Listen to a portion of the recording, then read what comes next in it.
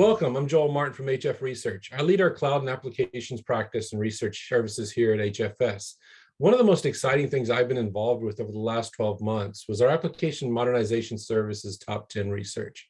My team and I led this research, interviewing 18 different service providers, talking to over 36 customers about their experiences, not just with their service provider, but with their overall journey towards cloud native and their prioritization across apps and data to make that happen, to really drive the cultural and mindset shifts to see an operational change take form. Well, today I'm joined by three of Cognizant's leaders to have an in-depth, really unfiltered discussion around what they're seeing in the market. What are the challenges their customers are facing? What kind of impact can they have, not just on technology, but across the business? And how can others learn about that journey to cloud native that's so important to companies to really move their workforce, their culture, their technology, and the experiences they provide their customers into this exciting part of the 21st century. So with that, I would like to welcome the three folks here from Cognizant. First, Srini Thiagarajan. Srini is CTO of Cognizant's Application Services globally for Cognizant. Aurimas Adomavicius. Aurimas is the head of product for the digital engineering business globally. And Saleha Williams. Saleha is the strategic head for the applications services business globally as well. Welcome, Srini, Aurimas, and Saleha. Thank you for joining me on this discussion. Hey, Joel. Yeah. So a little bit of a background. So we look really in depth at what's going on from a technology, from a services, and from an end user perspective. And obviously me looking after cloud and applications, the interesting data points that have really jumped out at me over the past 12 months and really drove the impetus behind this application modernization research services report that I led was 80% of global 2000 firms that we surveyed are really focusing on hybrid cloud, so a mix of public cloud solutions and their own data centers, but moving that and accelerating how that's being used through investments in microservices, containers, and just the overall modernization of how their applications exist and provide information and data so their employees globally can make the best decisions. In fact, 40% of the CTOs that we surveyed said the biggest challenge they're facing is optimizing these new end-to-end processes based on these new apps, based on the fact that more data is available to more employees to configure, to react, to respond, and to curate better experiences with their customers. And then lastly, a third of those said that the adoption of an agile mindset, and I should say it's really a small a agile, the ability to adapt, the ability to collaborate on the fly across peers in their organization, to answer and to create better products and solutions and support for their customers is really critical. And technology is really the lever for making that happen. So those were some of the key findings that came out of this study. And I'm hoping today, we can really just have an unfiltered, unscripted discussion and hear from you some of the stories that you're seeing unfold in your business with your customers, and really as leaders in Cognizant across your teams, and how you're seeing the culture in your own business evolve and change to match the changes in the market, driven by these technological changes, but also changing in the way people are working, how we're collaborating across our supply chain, and really, fundamentally driving new initiatives like sustainability, like de-risking supply chains, etc. So first off, welcome. I guess my first question, I'll ping it to you, Saleha, from a strategic point of view. How are you seeing the changes in the market, really exciting you and your job at Cognizant and exciting your peers that are leading some of the changes that you're fashioning your products and services around? Joel, I think it's an incredibly exciting time because we've learned so much over the last 2 years, post-COVID, even in the current situation with the Ukraine war, with supply chain issues, with the Suez Canal, et cetera, et cetera.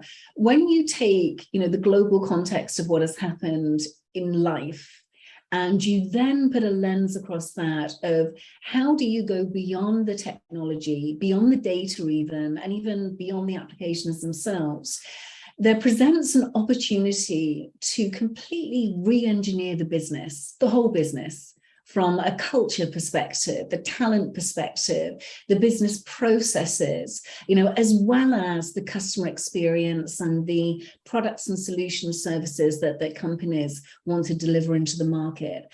And I think it has this ability, when you go beyond the challenge of just upgrading, to how do you accelerate your business agility? How do you look at your technologies in a way that is really driving the priorities of the business? So, I'm finding that incredibly exciting, because it's not about just the tech. It's not just about the CEO and the view of the strategy in the business. It's how do you put all of that together end to end to really re-engineer and accelerate the business as a whole going forward, and doing that in a way that is scalable, that is simple, and really enables the business outcomes as well as the technology efficiencies and outcomes that you'd be looking for from a CTO perspective. No, that's great. That echoes a lot of what I'm hearing and a lot of the stuff we're writing in our research. One thing that came up really interesting, or what I thought was a great example in our research as part of the study, was just how important it was for the conversations between the partners and the customers to come down to, what's relevant, what data is really relevant to my employees. And uncovering that was a huge part of really getting to, past the start gate. Aurimas, I wonder if you can kind of expand upon how Cognizant and how your teams are really helping your customers overcome those challenges of how do we modernize our data? What applications are important? And what are the challenges with regards to making that happen in a way that's relevant to our employees and to our customers? Sure. Yeah, one thing that we always try to ask when we start a relationship is, what is the challenge or the problem that we're tackling? And I think that's, as we talk about modernization in general, really the question that we should be asking is what does modernization mean for the business? Because it is somewhat obscure, and it definitely is not just infrastructure, right? It's not just the way that we construct our software and not just how we host our software. It's not about reaching feature parity of old stuff and then creating new things. So for us, really, it's been looking at what are the methods to help business and IT get to business outcomes faster. Because historically, what we see is as organizations evolved, you used to have legacy IT, which was predominantly a cost center, and then you had business, which actually was the revenue driver or the opportunity driver. And so you would have this kind of a siloed approach where business had the justification and the spend, but then the IT organization had the dependency and the responsibility to get the results for the business that they want. But that approach kind of creates a competitive mentality where one is holding the other accountable, but it doesn't necessarily create the opportunities for collaboration. And what we see, and I come from a product background, and the business that was acquired by Cognizant focused on product development and strictly in the software space. So helping enterprise customers come up with software products that would either help them do automation internally or even customer-facing, experience-facing products. But the product industry actually had an answer for this, and the way to avoid that siloed structure, the way to avoid some of those pitfalls of an organization that segregates IT from business, is the emergence of the product officer. Usually it's called a chief product officer role, and the CPO owns both the funding and also the execution on product development. And so what we see now, probably the biggest challenge, right, that organizations are facing, and then we'll get into details a little bit later in the talk, but some of the biggest challenges that companies are facing that we interact with is that to adopt this methodology, to lead with product, to use product analytics in the market to justify spend, justify the development of new products, it requires champions that advocate for this. It requires methodologies to be adopted, and oftentimes these are new methodologies. And then you also need boots on the ground teams that are able to do this work to actually build what you're looking to build. And so those, I'd say that's the primary challenge is getting to a state where an organization recognizes that it's not just a technology, it's the ability for the company to ask the why question and then mesh business and IT in the way that they tackle the problems. That's great. Srini, I'm always jealous of a role like yours, because not only do you get to lead great teams, but you also get a lot of face-to-face time with the customers. And Saleha opened with a great example of strategic stuff. Aurimas echoed with the tactical aspect of getting to the how and the why. I'm hoping you could maybe tell us a story about one of your customer visits and how you've learned from them, how you've brought in your own experiences and your team's experiences. Maybe just paint a picture of a real world example that other CTOs and CIOs listening to this could apply to their own lives and their own businesses. Yeah, thanks, Joel. I think I can relate to this to a client story very easily. So I'll tell you an experience that I had 10, I think to be precise, 12 years back.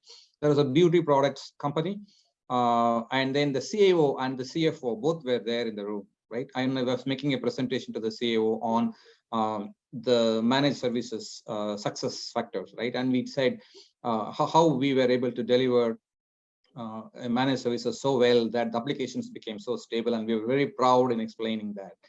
And then the CFO was there. Hey, can I add something to this? And he just told me that, hey, so you mean to say that I paid for you to develop an application, and you developed that application and you made it unstable, and then you come and tell me that you stabilize it as an outcome to me.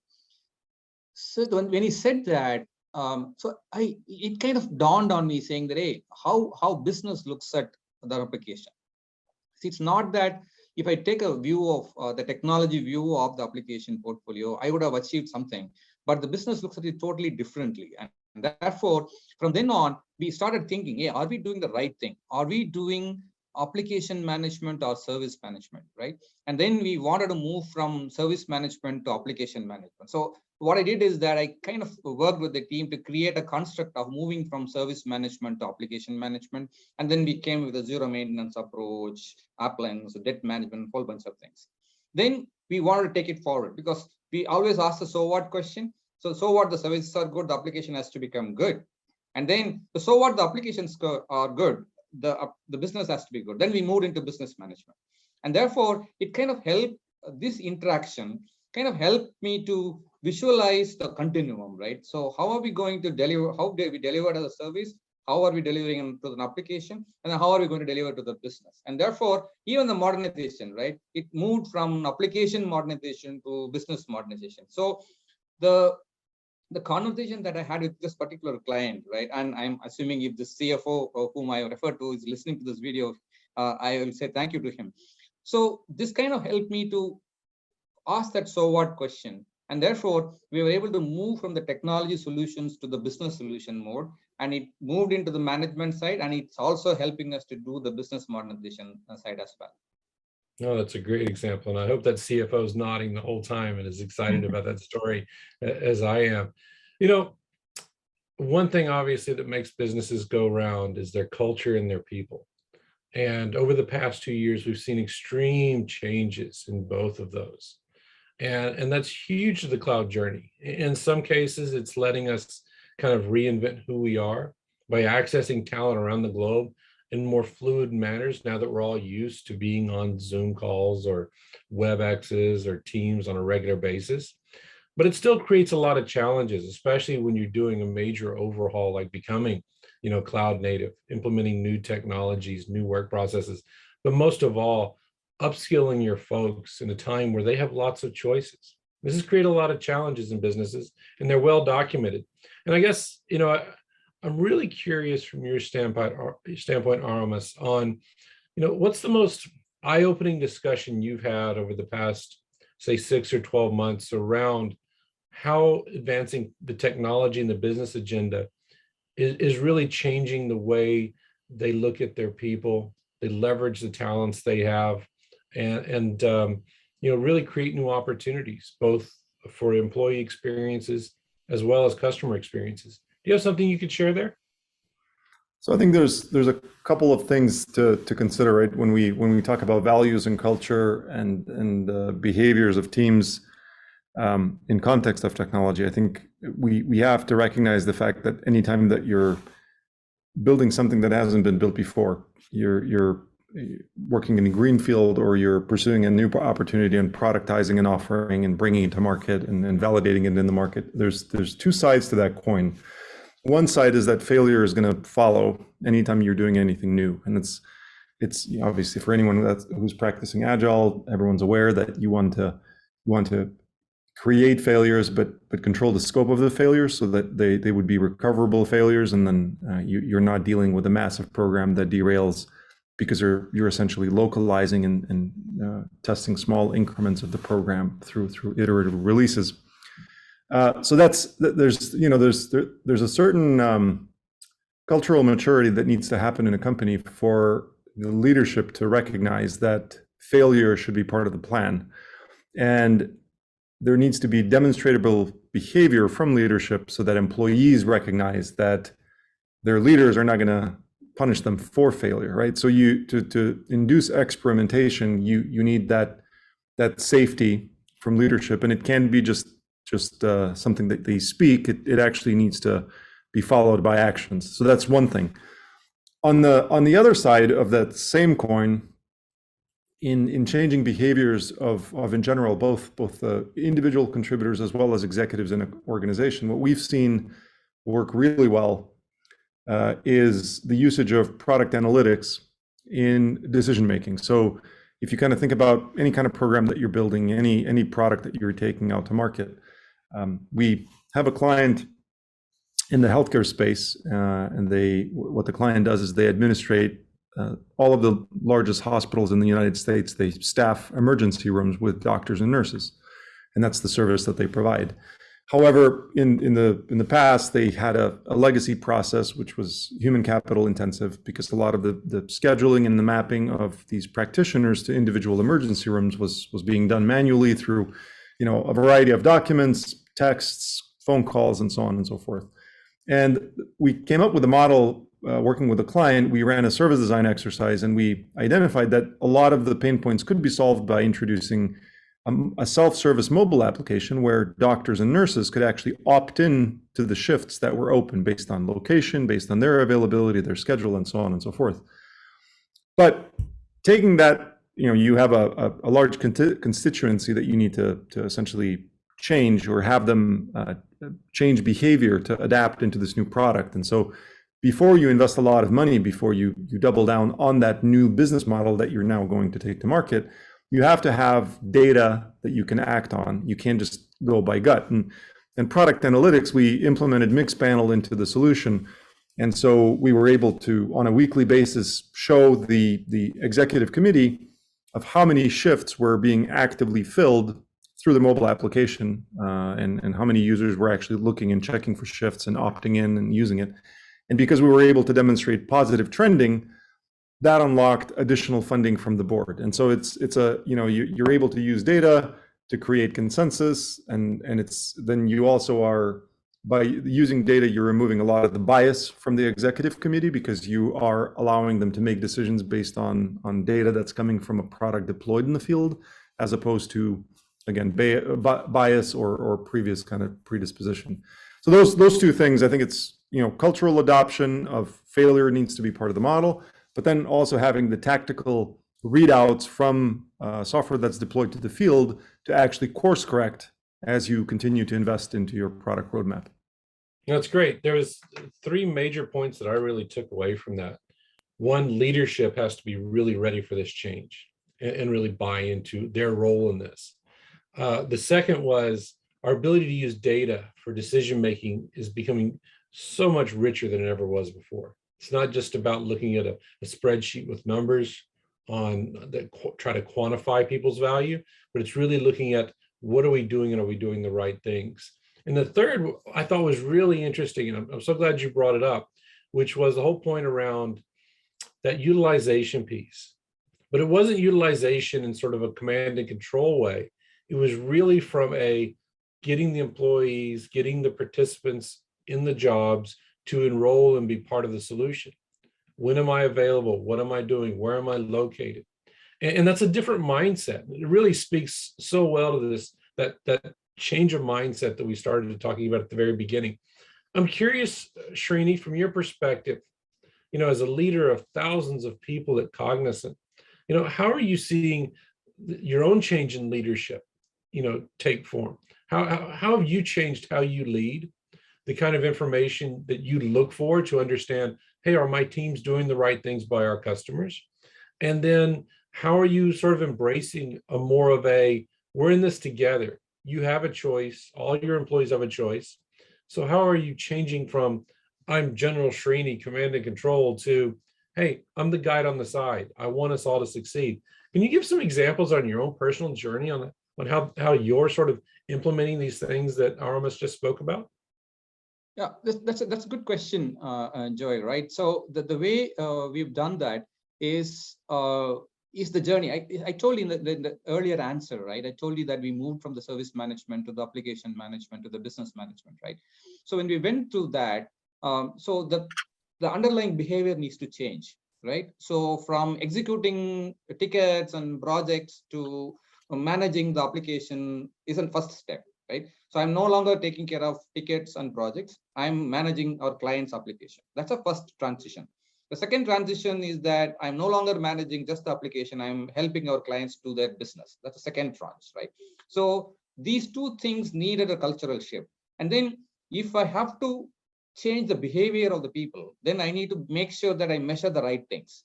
So instead of chasing productivity, we wanted to chase how it's making a difference to our client from an application stability and performance perspective. Then from there, we said that, hey, how is it helping the clients to improve their throughput, right? So continuity availability is one step, and second step is the throughput, and a throughput or accuracy, right? Because for business, both throughput and accuracy are important. So what we did is that if we have to change the behavior of the associates and their culture has to change, then we need to measure different. As a single person, I can't change everything. So, but I can make the measurements in such a way that the behavior changes according to it. Because usually the people's behavior is more or less around the measurements, right? And therefore we recalibrated the measurements into that outcomes, and therefore the behavior of the team also changed. And then another thing that we recommended, right, is to organize our group itself into the service line. Because earlier, application maintenance development or application services was part of kind of siloed in the vertical organization structure, right? So what we did is that we kind of made it as a horizontal and drove this behavior across, right? And then people are no longer talking about, hey, I'm working on this technology or that technology extra, because they were previously kind of disillusioned, say, hey, working in Java is better than working on mainframe. But then when we have a business view, right, the whole thing changes, right? I'm making, see, my application, though it's in mainframe, it is in the nerve center of the clients making money. If this application is going to be slow, or if this application needs to move into a newer platform, what kind of benefit it gives? For example, one of the information company, right? They were generating reports, but the information company, they need to create the report, different credit reports, right? It was taking 15 days. Now it was running on a mainframe, right? Now the conversation is not about whether it's a COBOL program or some other language, right? The data need to be federated. So we just took the data and slammed it out on another database, right? And therefore, the time it takes to generate the report, right? It shrunk from the 13 days to 3 days. Now, when the people see those kind of benefits, and when they report those kind of achievements in the MBRs and in the reviews, right? And their focus on technology and the programming language. Programming language is just a toy, right? So what they use, the focus on that became less, and therefore we're able to support our clients in a very, very, very nice way. Because otherwise, we tend to think that, hey, it's a old technology, new technology, all those disparity used to be there. Now it's all kind of normalized into business. The business need to be up and running, and what all we need to do is to do that. And that behavior is what we want to inculcate into the delivery organization. And I kind of define the metric structure and the measurement structure in such a way that that behavior is enhanced and followed. That's very interesting. If I could paraphrase, and correct me if I'm missing it, but what really jumped out at me in your description was your encouragement of your team to just become that much more intimate into the customer's business, not just their technology, not just taking tickets and solving, bespoke problems, and finding efficiencies. It really was like, what is our customer's business all about? What are the metrics that they measure success by? And how does your team incorporate that into their own personal metrics? And then it sounds like as a leader, you've taken that and incorporated that into how you lead your team, how you articulate what success looks like in tangible means, but not tangible to you as much as very tangible to the relationships you have with the customers in the marketplace. And I think that's really cool because it ties talent, whether it's owned by your customer or supplied by you, to what's really trying to be achieved, and thus allowing a lot less friction, a lot more seamless interaction between the teams, which is a different mindset than where BPO kind of started in the beginning. And that's sort of what excited me when we delved into not only your story, but just the applications modernization journey a lot of companies are on. One thing you brought up though was those metrics, those KPIs. And Saleha, I know you work across a lot of the business. Can you give some examples of what kind of KPIs you've helped clients who are struggling with these journeys that Srini just talked about? How you've helped them kind of identify this is an important metric, and this is how you can use it in this new way we're working, in this business outcome driven mindset that companies are really adopting across their firm. Sure. So I have a great story for you. And this is, I'm a customer of this customer of ours. So I can talk from personal experience as well as professional experience. And it goes to what both Aurimas has said and Srini around how do you look at evolving the business into a product mindset in a way that is not just efficiencies in the applications estate. And there was a UK digital retailer, fashion retailer, actually 60% of their revenues come globally, but based here in the UK originally. And they would be what we called a digital native client. So they started their business with a digital mindset, and they were able to deliver what we would call an exceptional client experience, being able to deliver fashion to men, women, and children all across the UK and beyond. And as COVID happened, of course, the whole competition for all goods and services, but particularly fashion as well, became even more accelerated. And this client originally were looking at, okay, we need to ensure we're getting our product out. So our fashion, our items, whatever, out to the end customers as quickly as possible for them to be able to try them on, to be able to buy them, etc. And what we started to talk to them about during COVID was, let's not just talk about getting the product out, but how do you go back to that creative area from designing items and fashion, inventory and distribution. So rather than just looking at KPIs, looking at the product to market or the distribution, how do you bring that data back in? And Srini made a great point. I love that line he said about, it's not just about the tech toys and using Java and the technology toys, but this was looking at how do you look at the best technologies and the best applications, but in a way that also translated the data back to even the creative teams. So the designers could look at how they play with their toys, their crayons or whatever it is, to design where they're seeing the intelligence and the demand in real time as products were being returned to the company. So as we moved away from this whole not being able to go to physical shops, and we certainly are hearing a lot about the demise of the high street, as we call it in the UK, physically going and having that experience, being able to look at KPIs that didn't just look at efficiencies how is the applications estate operating? If you're only looking at efficiencies, I mean, that's table stakes, and you're with the wrong partner. You need to be looking at efficiencies and creativity and innovation, and bringing that data flow across the applications to every part of the business, from getting product out to the intelligence and data that can help other parts of the business create, manage inventory, distribution, and continue that revenue cycle, driving new revenues, as well as the cost savings across the estate that you can reinvest into innovation. And I think, for us with this particular UK retailer, it was saying, again, let's go beyond efficiencies and product to market. Let's take that end to end to how do you keep building customer loyalty, creativity that engages your talent as well as delights your customers. That's such a powerful story. It's really amazing. And it's amazing how you were able to contextualize that into your personal experiences, the experiences of the customer, and as well as the value that Cognizant brought to the engagement. A big part, and that kind of leads into a nice discussion around something that we really focus on, which is what HFS calls the one office. Most companies just call it doing the best thing for our business, which is really breaking down the silos.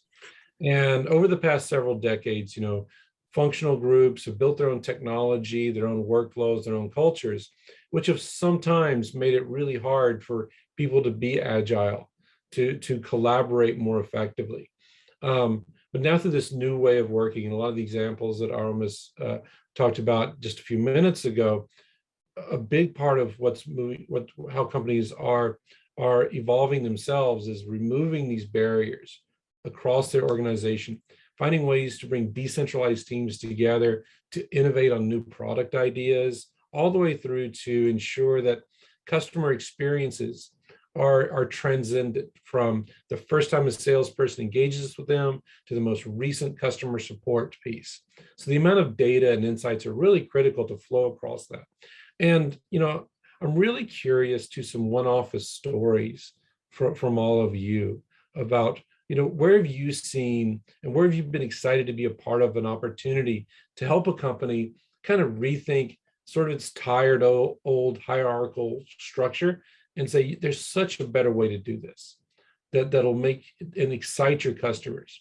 This is so important to have really on the table right now, as so many companies are really in danger of retrenching themselves given the economic questions that are out there, is to realize, no, we need to keep focusing on using technology as a lever to drive collaboration, agility, and quick-footedness, for lack of a better term, to react and be there for our customers when they need it. So maybe, Saleha, maybe you can kick us off, just building that last thought around how you've seen the opportunities to either, to bring in a new mindset shift to a company's leadership around, have you thought about doing it this way?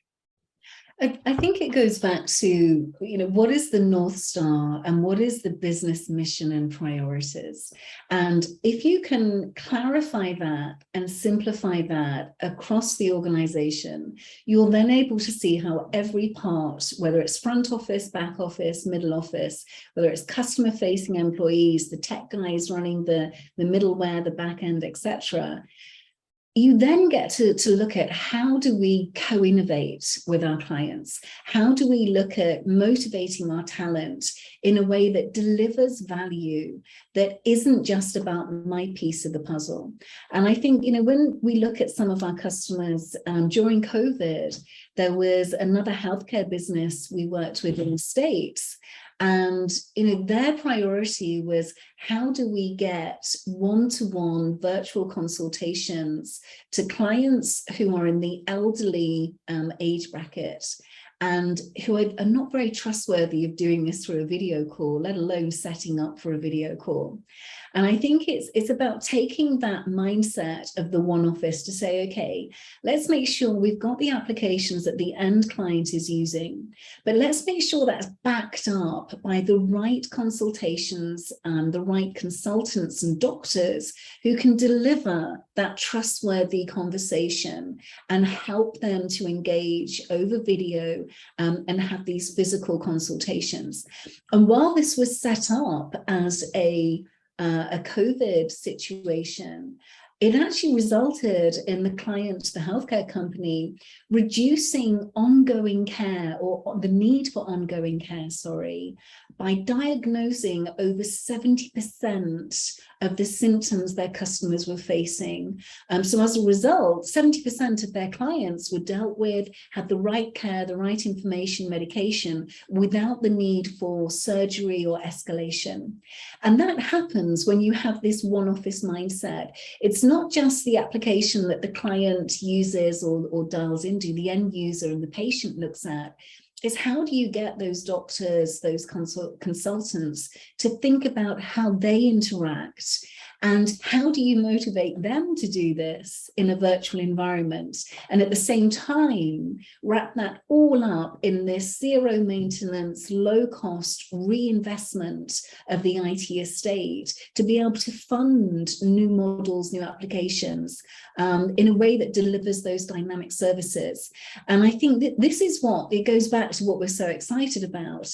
This isn't just a temporary fix because of COVID.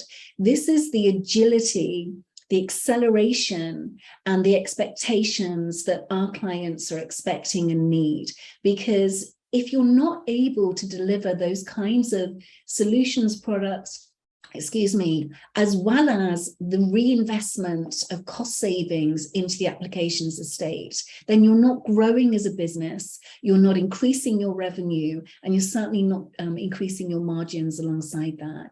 So I think this whole concept of one office is brilliant. It's that thinking holistically, and that's what we do with our clients, end to end, from the business outcomes and priorities through to cost savings across the estate, the experiences that deliver that, and how do you enable that at scale and in an accelerated engagement.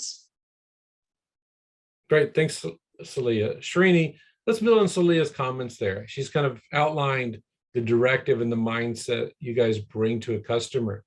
Can you tell me a story you've personally been involved with, or your team's been involved with, where you've seen that in action, and how you took a customer who had sort of a view of, we just need to re-engineer IT, to, no, there's a business purpose behind this, and we're going to raise the overall conversation to a higher level. Maybe you can paint a real world picture for us.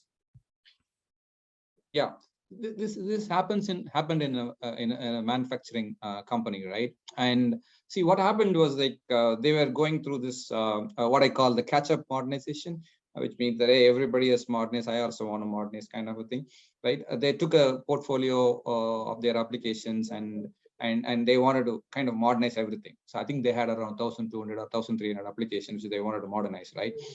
So we took a backseat. Hey, come on, hey, why do you want to boil the ocean, right? We just want to understand that, right? And then we did one of our the business diagnostic we ran our probe, the business probe, into this application stack.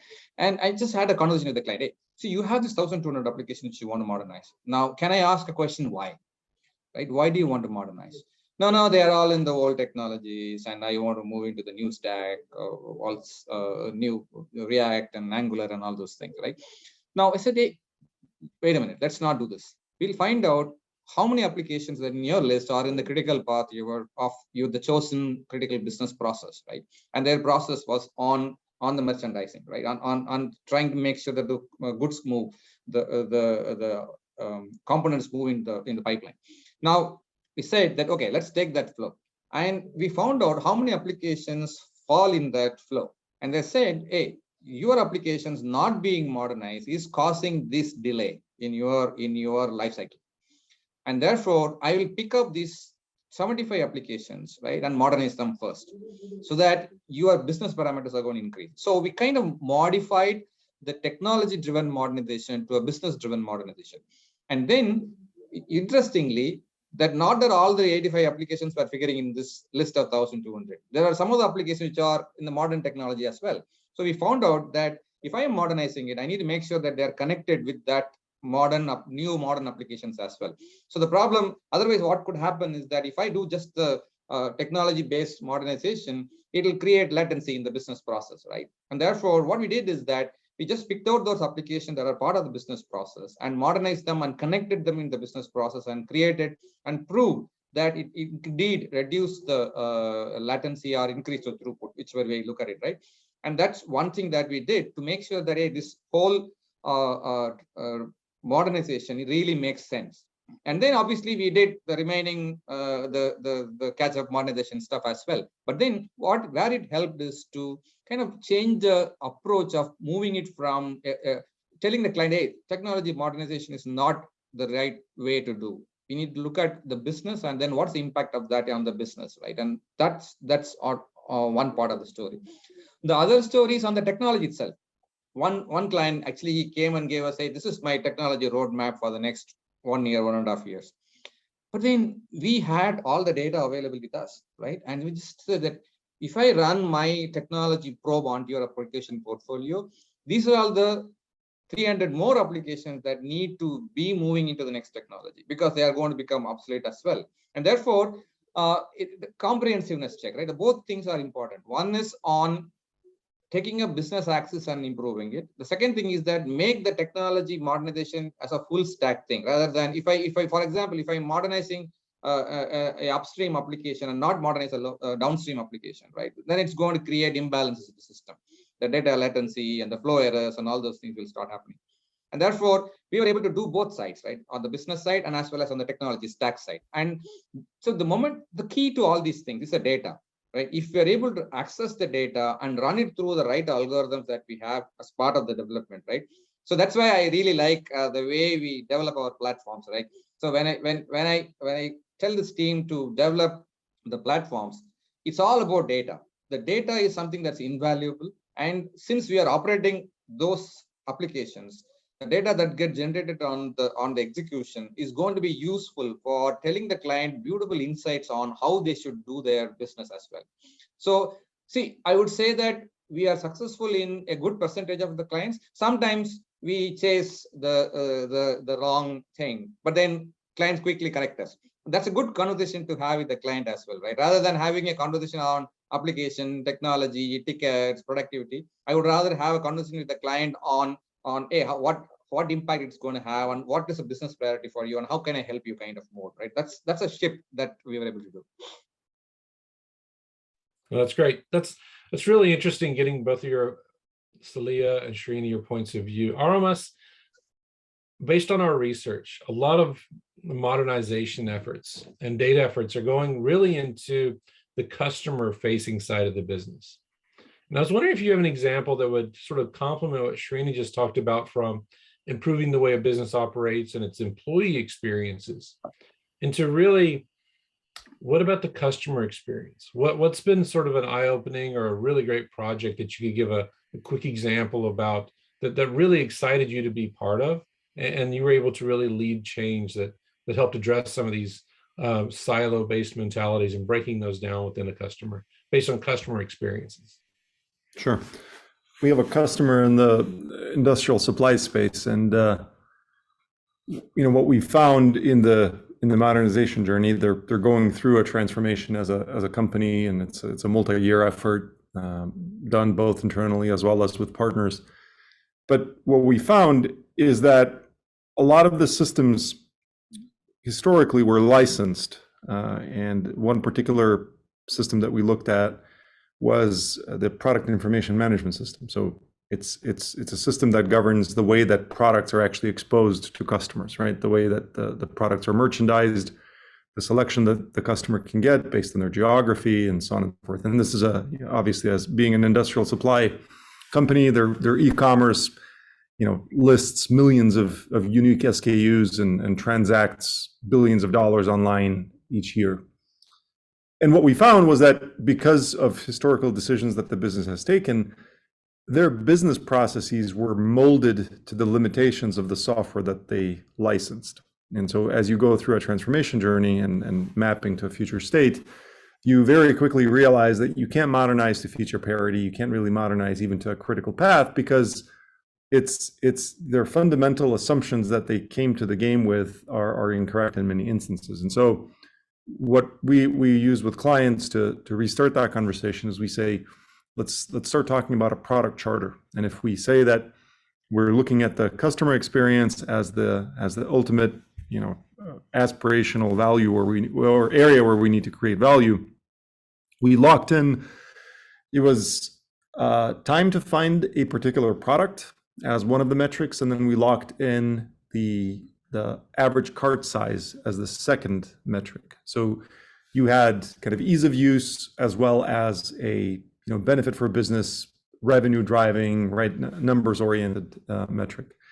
And when you plug those things in, all of a sudden then the design and the realization of the product that you build becomes very different, because you're orienting yourselves towards a measurable business outcome, and you can kind of govern and make design and development decisions that support those outcomes that you're looking to achieve. So in this particular instance, to answer your original question, it was actually two sides of the coin, because we were redesigning and rebuilding the workflow for employees to do merchandising better and faster, but then also exposing the information better to the end customer through the e-commerce experience, so that they could find the products faster and then also transact with more items in the cart.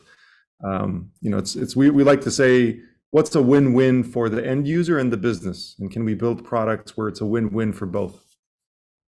That's great. This has been such a great 45 minutes nearly that we've been speaking, and unfortunately we're reaching the end of our conversation. And I know we could go on for the rest of the day talking about, from a research standpoint, from a customer standpoint, from a personal journey standpoint, the different things and experiences that make us excited to be where we are in our jobs today, and dealing, daily with customers who bring fresh challenges to us, which honestly, continue to keep me young anyway.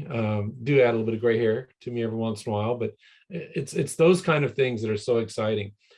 Before we leave this conversation, I just kind of wanted to shift it a little bit and just make it a little bit more personable. And I'm curious to a couple quick questions, if you don't mind sharing those with the audience. There's some personal favorites of mine, and I'd really like, if you don't mind, your kind of take on this. So if you don't mind, I'm going to ask each of you a quick question. I'll start with you, Saleha. What was the book that you feel really changed your life? The book that changed my life. I have an easy answer for that. The book that changed my life is Think and Grow Rich by Napoleon Hill. First published in, I think it was 1937, still on the Times top 10, not even top 100, top 10 bestseller list. And why is because this book, Napoleon Hill was asked to dive into some of the greatest minds of the 20th century. So he interviewed people from Henry Ford, inventors like Edison. He spoke to presidents and said, okay, what makes you successful? And when we say think and grow rich, it doesn't mean just rich financially, that's part of it, but it's rich in life, rich in career, in relationships, as well as, the overall, what's it all about? And I think, it's that the book that has frameworks, thinkings, ideas. One of the things I love about it is, especially if you listen to the audiobook, because this is really quite funny, where he will talk about having a table of your best advisors. So he talks about, for example, bringing Jesus, and then these obviously are not necessarily people still living, but Jesus, President Kennedy, the Queen, Henry Ford, and a big merchant banker. And he's got this problem, and how does he deal with that? And he kind of goes through this in a visualization way, as well as there's chapters in there about productivity, energy, even sex life, and how important your sex life is, etc. And I think my premise would be, especially for women reading it now, depending on the version, it can sound a little dated in terms of some of the language that's used, but I promise you, the principles behind it are amazing.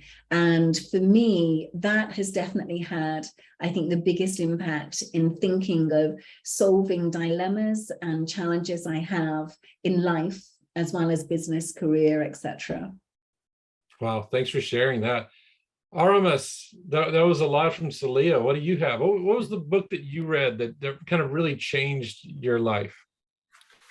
It's maybe, I don't know if it's the book that changed my life or my life was changing and I read a book, right? That also could be the reality, right?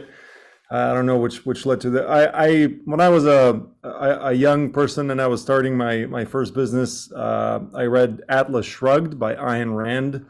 And I'm a first generation immigrant in the United States. And so a lot of what Ayn Rand writes about in Atlas Shrugged, about just taking ownership and making great things and the creation of value being the ultimate judge of an individual's character or worth. That was important because, again, maybe of the stage of life that I was in at that point, and that reaffirmed a lot of the values that I've used to date in creating value and building businesses. Great. Srini, last but not least, obviously, what book changed your life? So I would say a book by name Triggers, written by Marshall Goldsmith. Okay. And that's an interesting book, which, see, actually I was a little bit of an angry young man kind of a guy, right? So I used to react very, very strongly to everything, right? Both praise as well as criticism, or to other any comment anyone makes, right? Because I had always some points of view.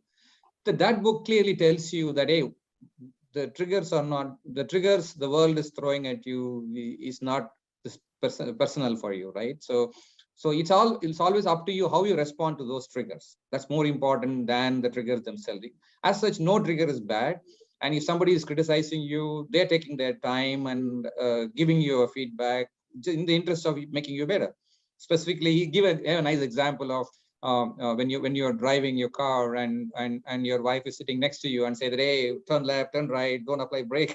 So though you may get annoyed, but the point is that she's really caring for your safety. That's more important, right? And therefore, how to see beyond the triggers, right? When the triggers come to you, how you respond to it, right?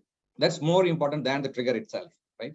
And that really helped me, right? Both in personal life, I mean, obviously, as well as on the professional side. I told you about various things, right? When you speak to a variety of clients, and when we engage with clients in different contexts, everyone will come from their perspective, and they give comments from that perspective standpoint. It helps me to process the trigger in a calm and quiet manner, and then respond accordingly. And therefore, the whole thing shifted from what is triggering to how I'm taking the trigger.